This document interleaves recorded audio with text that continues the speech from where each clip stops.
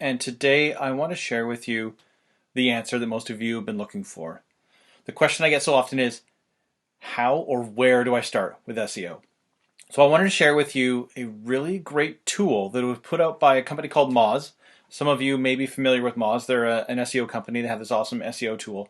But they created this something called Moslow's Hierarchy of Needs. Kind of a play on words from Maslow's Hierarchy of Needs. Of course, the kind of the bare essentials in order of importance of what someone needs to live. This is the same thing, but done for SEO.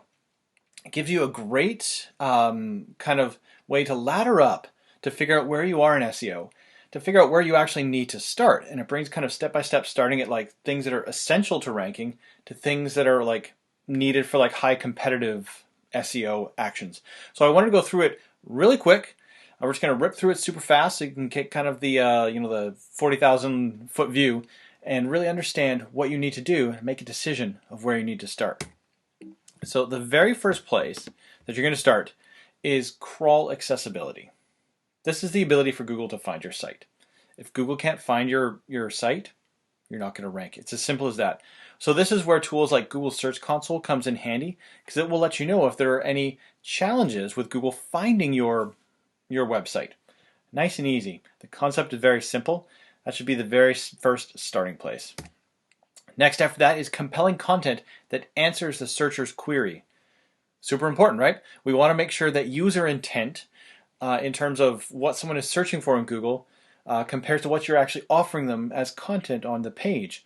If that doesn't line up, or if perhaps you're not fully answering their question or solving their problem, they're going to go somewhere else. They're going to click that back button, they're going to be a bounce, and Google's going to say that piece of content is not serving its purpose, it is not compelling enough, and it is not answering the query of what the person is looking for. So we want to make sure that that is taken care of. Things like Google Analytics, looking at bounce rate, time on site, those types of metrics can also help you determine if people are actually engaging with your content.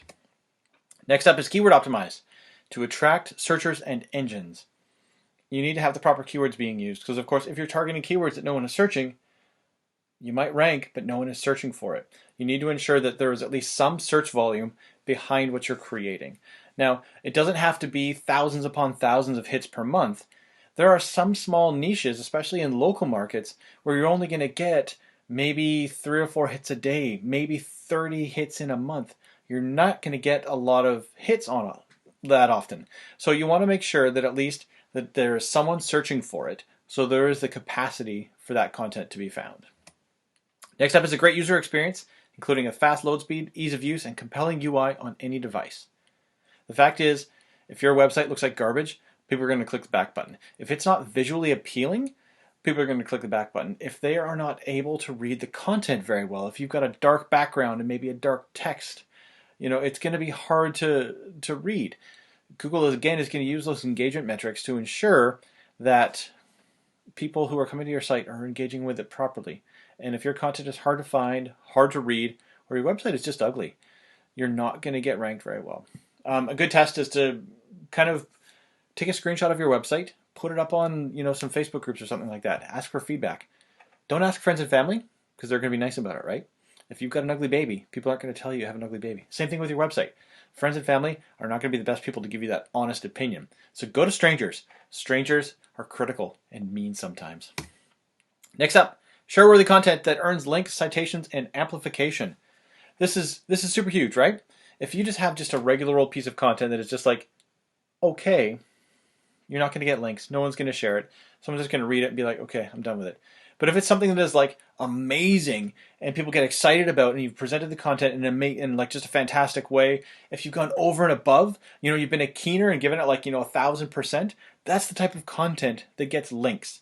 If you're creating just something that kind of ranks for the keyword and kind of solves the problem and is kind of interesting, unfortunately, kind of doesn't rank. Awesome ranks. You need to make sure that the content that you're putting out there is the absolute best that you possibly can. If it's not the best, don't publish it. Next up is title, URL, and description to drive high click-through rates in the rankings. This is really kind of a cool strategy. If you do a Google search for anything and you get like the typical top 10 results, result 1, 2, 3, 4, 5, 6, 7, 8, 9, 10. If people are trying to rank for a specific keyword, they're basically going to have keyword and a little bit of words. Keyword and a little word. So like real estate agents are notorious for this. Say you're a real estate agent in San Francisco.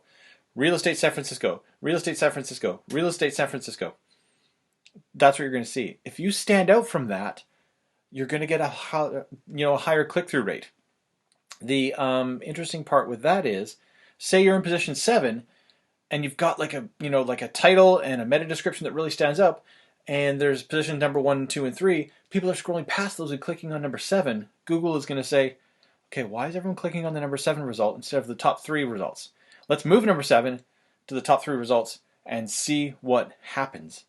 That is a fantastic way, if you're in the top 10, to bump up and ladder up to get into that number 1 position by just being more interesting. And the last one gets a little bit technical. Snippet and schema markup. This is extra bits of code that you can add to give Google a little bit more information about your website. For example, recipes. Recipes are great for this. You can have like the ingredients, cooking time, and that's going to show up in the search results. Reviews. And let's see what else. If you're a business, kind of business information, so phone number, address, those types of things. If you're on a WordPress site, there's definitely a plugin you can probably find that will help with that schema markup. And it just gives you that little bit of extra edge in the search results to help you to stand out. So I ripped through those really quite fast. I'm talking really fast. My mouth is getting all crazy and I'm out of breath. But I want to do it fast to make sure that you had enough interest to watch the whole thing. Because if you kind of just got like the first couple of steps, you're not going to have the full picture. You need to have this full kind of triangle to ensure that when you're trying to figure out where you're going to start, that you can ladder up correctly. So kids, thank you.